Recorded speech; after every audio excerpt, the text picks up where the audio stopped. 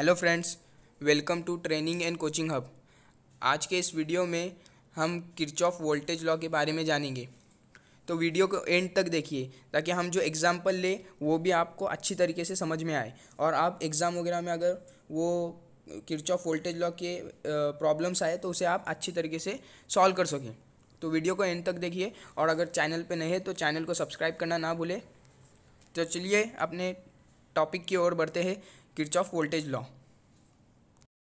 हम जो topic cover करेंगे इस वीडियो में वो है statement, how to find KVL equation और उसका एग्जांपल। तो Kirchhoff voltage law, Kirchhoff voltage law क्या बताता है? The algebraic sum of voltages in any close circuit और मेश और loop is zero, means sum of voltages is equal to zero in any mesh or branch.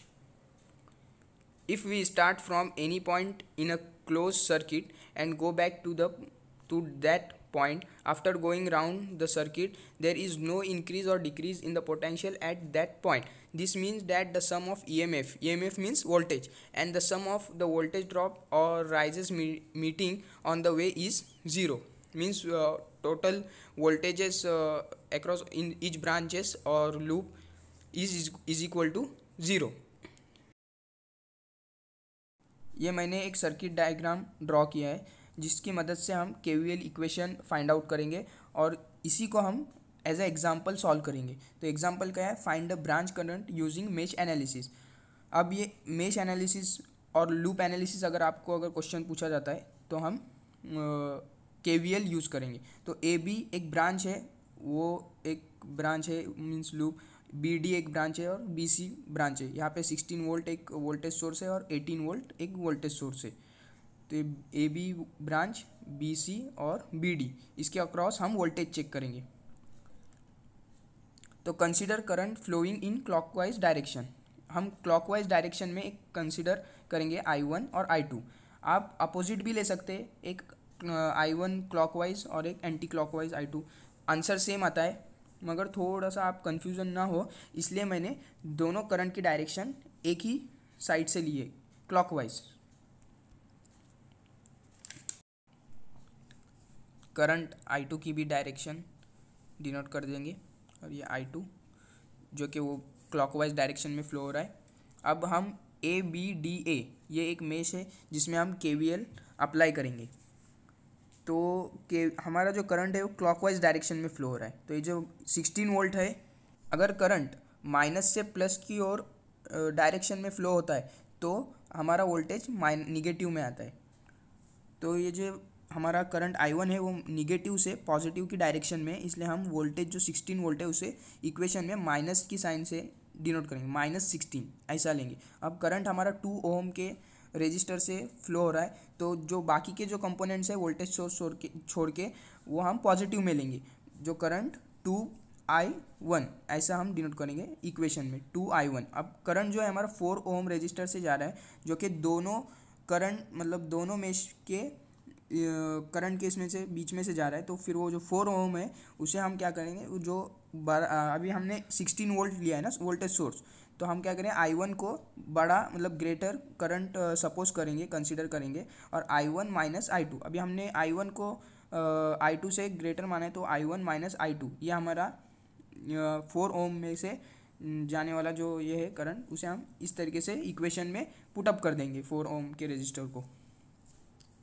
अब हम equation write करेंगे, apply KVL in mesh ABDA,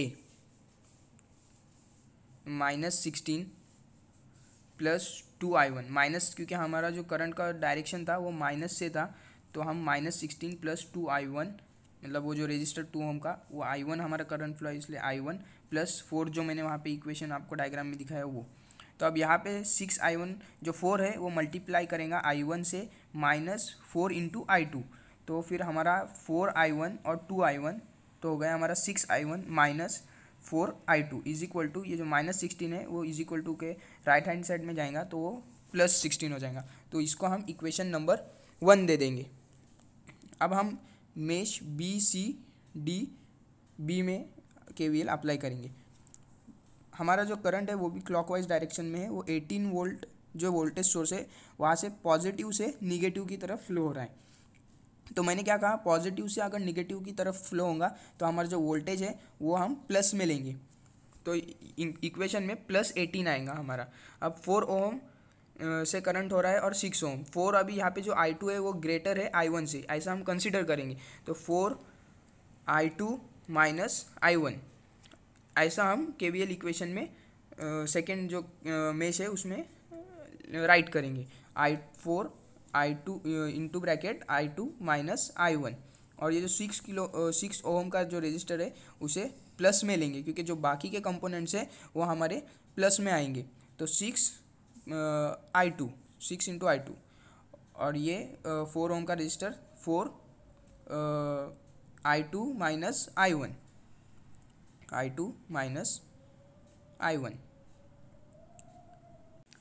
अब हम second mesh में BCDB में KVL equation write करेंगे। अप्लाई KVL इन mesh BCDB में +18 आएगा वोल्टेज सोर्स, मैं बोला था पॉजिटिव से निगेटिव की डायरेक्शन में फ्लो हो रहा है हमारा करंट, तो +18 प्लस 6I2, 6 ओम का रजिस्टर है तो 6I2, और जो 4 ओम का रजिस्टर है वहाँ से 4I2 माइनस I1, I2 को हम ग्रेटर कंसिडर करेंगे और I1 को लेस स्मॉल कंसिडर करेंगे करंट को, इज इक्वल टू 0।